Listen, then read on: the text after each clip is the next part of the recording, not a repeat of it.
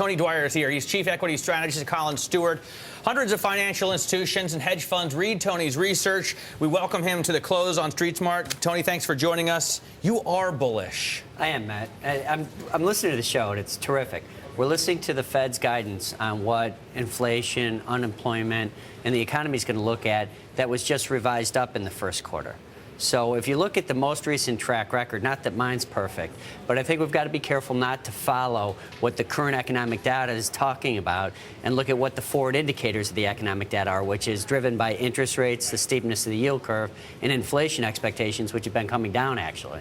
Tony, you're still expecting the S&P to hit 1575? I am. By the end of the year? I am. That's a long way to go from here. Are you looking for a particular catalyst? I mean, we heard from FedEx. That was a point that Matt made earlier, that it's a great bellwether for the total economy. Any other company that you're paying close attention to? Well, I think FedEx is a great guide. Now, also, International Toolworks was a good guide. Jabil was a good guide. There's some companies that are telling you that the industrial base of the economy is doing just fine. Now, the question becomes, when is the consumer going to get kickstarted? And that comes with increased employment, which that trend has continued, albeit not at the pace that everybody wants to see.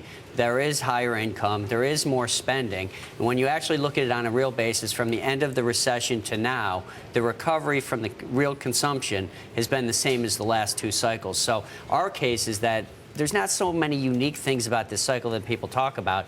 And just don't forget, last summer, the market went to about 1,000 on the S&P and closed at 1260. So that's a pretty good move, and I think that's possible again this year. Hang on a second. You point out some good earnings. We have, obviously, some good earnings out there, some bad as well. Sheila, you got a roundup for us. What have we got? Hey guys, so we're getting a lot of confidence from these earnings that came out with FedEx today. Of course, the company forecasting 2012 revenues much better than expected. Also, really the words from Fred Smith himself giving a lot of confidence to investors. Tony, I know you're a big fan of the company and what it's signaling going forward. We also saw some similar results from Jabil Circuits. But here's the thing. You also have a lot of negative news coming out from companies when it comes to earnings. So Europe has been a particularly weak spot for a company like Adobe. The weak consumer, Tony, you mentioned that. We had companies like Carnival cutting its forecast. The retailer is very concerned about the back-to-school season. And then finally, the big one, rising commodities. Everyone from Ford to Owens, Illinois to Kraft have really talked about the impact of rising costs and volatile commodities on their bottom line and for the upcoming earnings season. Tony, given how different the messages are we're getting from these different companies across the board, how do you recommend that investors position themselves before the earnings period begins? I think a lot of that potential negative was discounted with a 7% drop from peak. When February 18th was kind of the peak. Actually, we made a new high. I believe it was in April.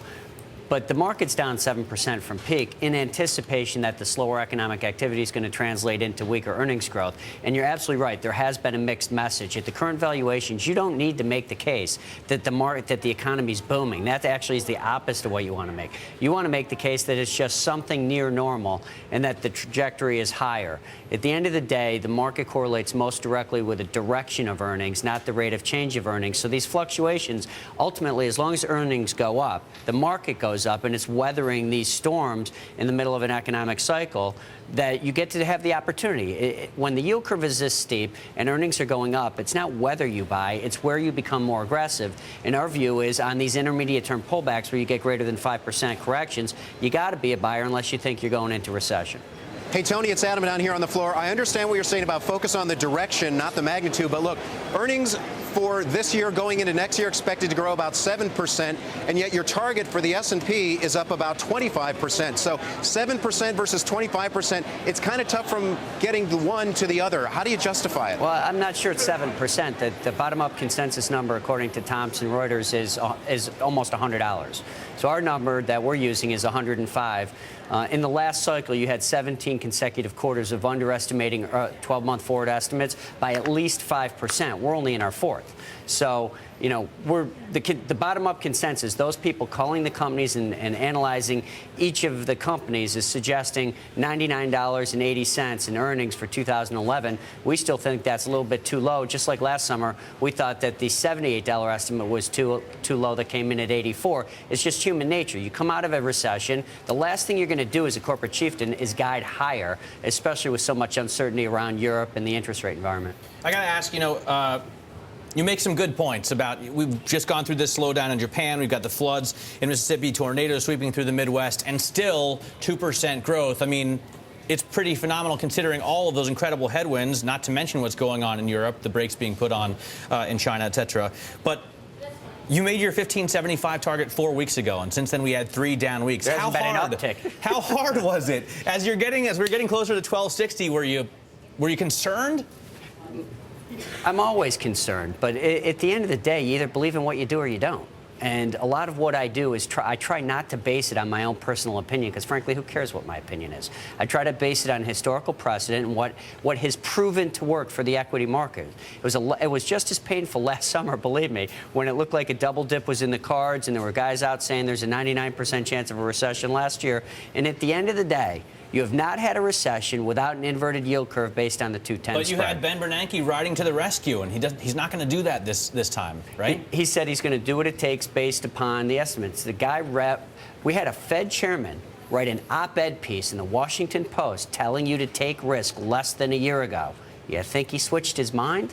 You need to increase tax receipts. The only way you increase tax receipts to cure the deficit, that's what's going to cure the deficit, is to kickstart the economy and to kickstart the capital markets. And I believe the Fed will do what it takes to do that. Now, let's forget about whether it's right or wrong and what the ultimate impact 10 years down the road is going to be. As an investment professional advising institutions that are guided for the next 12 to 18 months, that's good for the market. It's good for the economy for now. Hey, Tony, it's Adam. So, bottom line, what's the trade? What do you buy on a day like today? Well, our 3 favorite sectors are financials, information technology, and industrials. A little bit more weakness and, kind of what we've got. We're warming up to the energy and material sectors again, because the market is beginning to price in that an increased likelihood or a chance of a double-dip recession, which we believe to be very, very near zero. So the lower that the materials and energy sector or the more deeply cyclical sectors get, the more aggressive you want to be. Hey, Tony, when you talk about financials, obviously that brings up the whole idea of the Basel capital requirements, of Dodd-Frank regulation implementation. And the bank CEOs have been saying lately, the Basel requirements, capital raising, it's going to slow down loan growth. It could have repercussions for the economy. Obviously, it could have repercussions for the banks as well. So how much of a concern is that for you when you're looking at the financials? The regulatory environment is a ridiculous concern. I mean, it's a very valid concern. The amount of regulatory backdrop that's confusing is ridiculous, is what I should have said. But again, they haven't written the laws yet.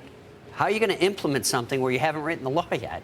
They came up with a great umbrella idea. The problem is nobody knows exactly how to make sure it gets implemented, so it's not getting put in place. As far as the Basel III goes, again, that is definitely a negative. And these things, I think, are discounted in the space. Loan growth is up 9% on a 26-week rate of change based on C&I loans. So lending is improving, and people kind of aren't looking at it and saying, wow, look at lending's improving despite these headwinds.